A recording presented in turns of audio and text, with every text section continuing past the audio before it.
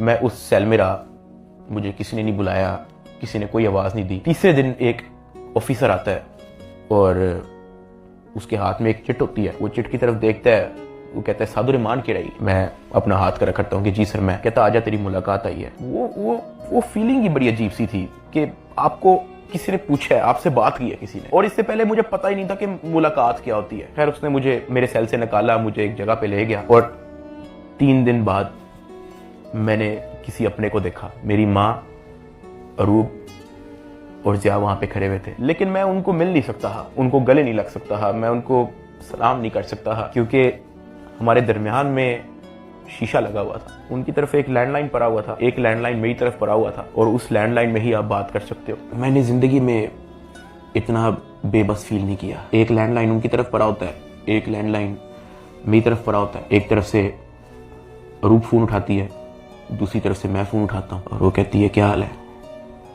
मैंने कहा मैं ठीक हूँ। उसके आगे वो कुछ नहीं बोलती। 2 मिनट मैं भी चुप रहता हूँ, 2 मिनट वो भी चुप रहती है। अचानक कहती है कि साद ये क्या हो गया ये सब।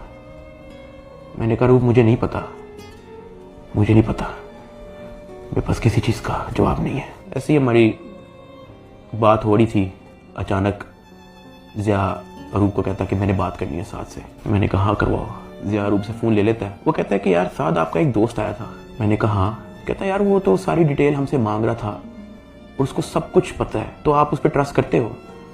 मैंने कहा ज़िया देखो मैं उसको नहीं जानता हूँ पर्सनली, लेकिन फॉर सम रीज़न उसको पता था। मैंने उसको नहीं बताया, उसने मेरे से खुद कहा कि तेरे से पैसे किसने लिए, और उसने मुझे कहा था कि मुझे डिटेल चाहिए। तो ज़िया कहता कि हाँ वो हमारे पास आया था, एक कागज़ पे सारा मेरा वो लिख के गया है कि कहाँ कहाँ पे कैसे कैसे पैसे पहुँचाए, किसने दिए, किस बैंक से निकलवाए, वो सारा नोट डाउन करके गया है। मैंने कहा कि देखो